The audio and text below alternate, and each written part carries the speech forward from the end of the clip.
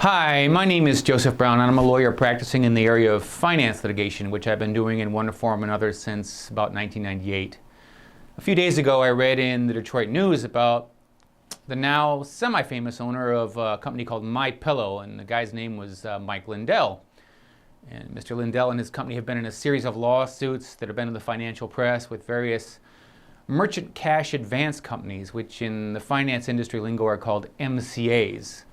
And Mr. Lindell has alleged that these MCAs have cheated him and charged him exorbitant rates, usurious fees, put liens on his company assets, and essentially used his company, MyPillow, as their private ATM. To make matters worse for Lindell, because these MCAs try and exert as much power and control over the companies they do business with as possible, they got him to sign personal guarantees, meaning that he's now theoretically on the hook, wearing his own hat as a person for all these business loans. So to be clear, I don't know all the facts with respect to the Lindell situation. I just read what I read in the press, and I can't say who's right or who's wrong with that particular instance. But what I can say from my own personal professional experience is that I've seen this particular story, as alleged by Mr. Lindell, play out dozens of times. And I'm pretty sure that over the course of any given year, there are thousands, if not tens of thousands, of small to mid-sized companies in the United States that do business with MCAs and sooner or later have the same complaints about them that Mr. Lindell has raised.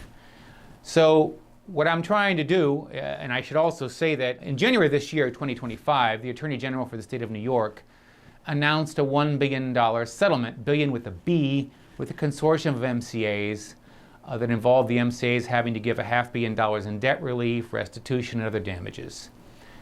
So what follows, since I've seen this play out over and over again, is my attempt to provide a short education to small businesses and mid-sized businesses, who are primarily my clients, on what MCAs are, how they operate, and what the dangers of doing business with them are, so that other small companies don't end up like Mike Lindell and his company MyPillow. And I should say at the outset that MCAs, like all corporations, are really just an extension of the people running them. So you have decent organizations in this MCA space run by decent folks who feed their kids and provide an honest service by working for MCAs. But you also have, because this is an unregulated area, MCAs that are willing to operate immorally, arguably illegally, and they'll do anything they can to make a quick buck, and they don't care whose companies they ruin or what damage they leave in their wake.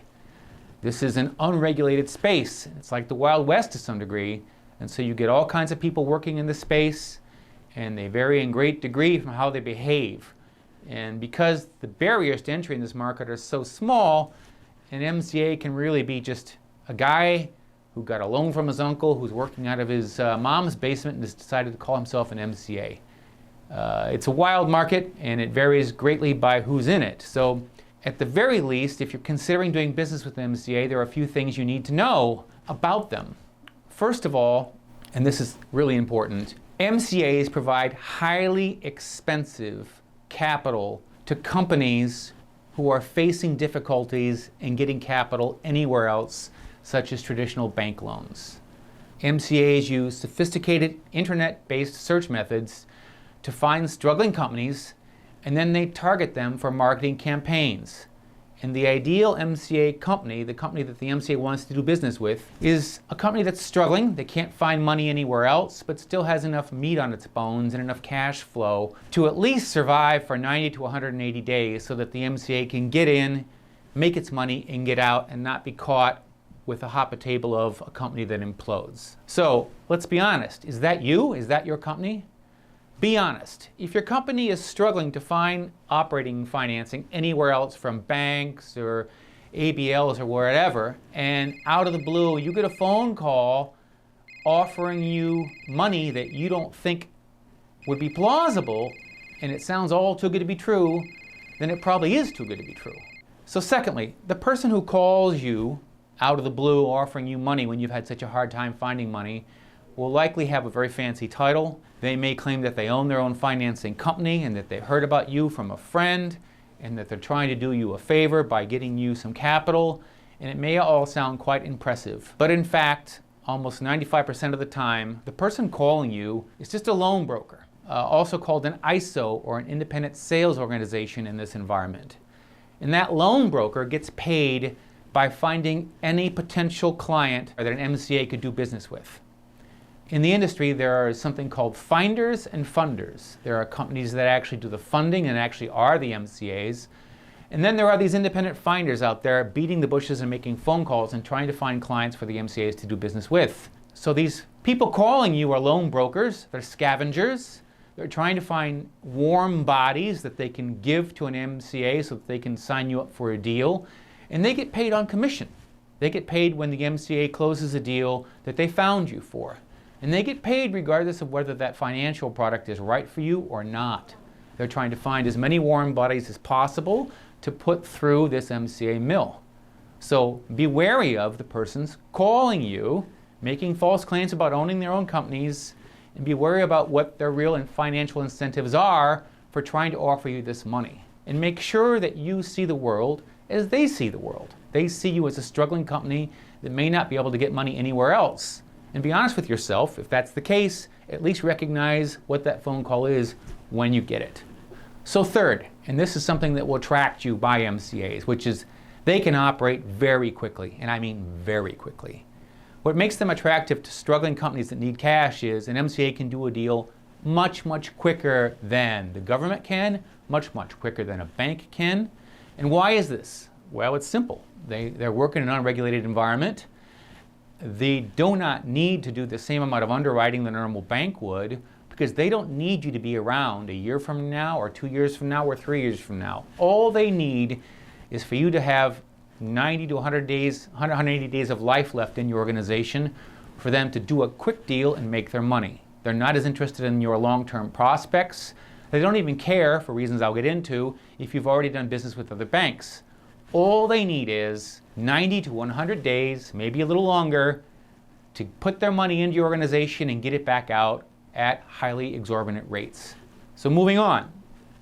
Many MCAs, almost all of them, will give you a song and dance about how they don't lend money to people. They claim that they're only buying assets from you. And oftentimes they'll make the claim that that's why they can do a deal with you, because all they're doing is buying your accounts receivable. They're not lending you money. They don't have to worry about your credit worthiness. All they're doing is buying an account receivable in which a third party will pay, and that supposedly makes a deal possible that wouldn't have been possible otherwise.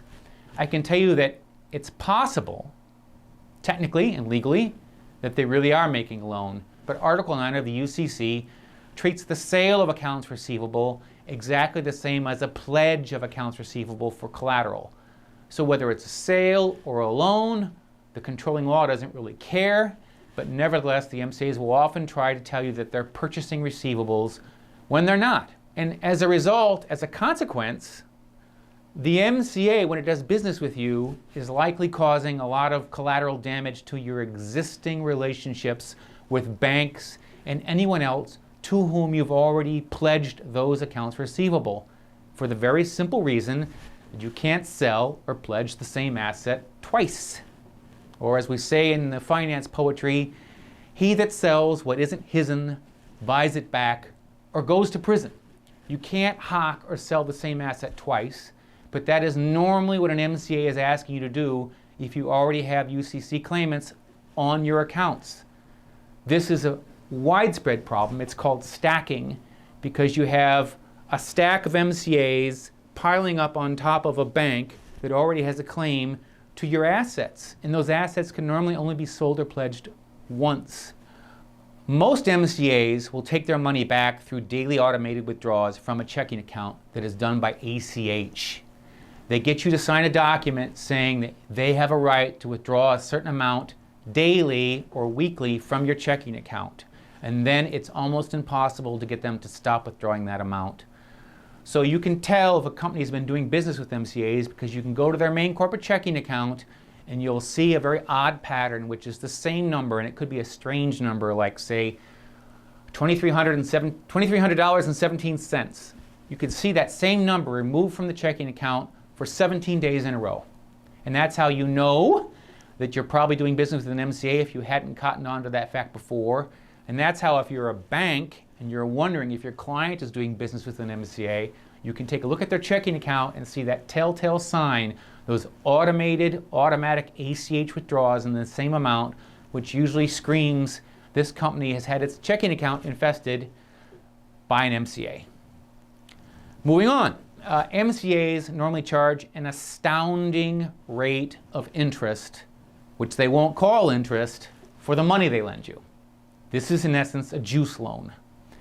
They'll state that they aren't making you a loan and they aren't charging you interest, but what they're really doing is charging you a disguised interest, which they may call a fee or a courtesy fee or what have you. But here's a simple example. An MCA may offer you $75,000 in incoming capital, which you need desperately. But on the day you actually get the money, you only get $50,000. And the reason is they're going to charge you $25,000 in fees, underwriting fees, or whatever. So at the end of the day, you've already promised to pay through ACH withdrawals $75,000 for $50,000 worth of financing. Well, that's easy math. That's 50% interest. But if that occurs over just 90 days of the year, that means the interest annualized is 4 times that amount. So 4 times 50% would be 200% interest. Now, in that New York case I was telling you about, the Attorney General of New York said there were cases in which there was disguised interest in the amount of 800% per year. So you have to understand, when you take this money because you really need it, you are paying an exorbitant amount of interest to take that loan. Last, MCAs will try and grab as much control as they can of your company because they know that later on you're going to wake up and perhaps regret having done business with them. So that means they're going to take liens on all of your assets, they're going to take personal guarantees, they're going to get you to sign powers of attorney, they're going to get those ACH rights that they have from your checking account, so that even if you try and unhook them from your business, they've got too many hooks into you to make that happen. So beware of any financial product in which all this control is exerted over your company. Because from the MCA's point of view, they don't care if you survive. For them, it's just a game of hot potato. If they can get in, get their money, exert their control enough to get their money back out again, make their 200, 300, 400, 500%, and do it all in 90 days, they don't care if you go out of business on day 100. So ladies and gentlemen, I'm a businessman myself. I'm an adult. I'm a financial conservative. I believe that we're all adults and free citizens in the United States. I'm not here to tell you what is good for you. I'm not here to tell you what price you should pay for the capital that your company needs. I'm not here to lecture you and look down on you if you decide to do business with an MCA. You're adults. You can do what you need to do. You can make your own judgments. All I'm asking you to do is to go into these situations with your eyes open and to know what it is you're dealing with and what the potential risks are. If you have any questions, by all means, you can call me.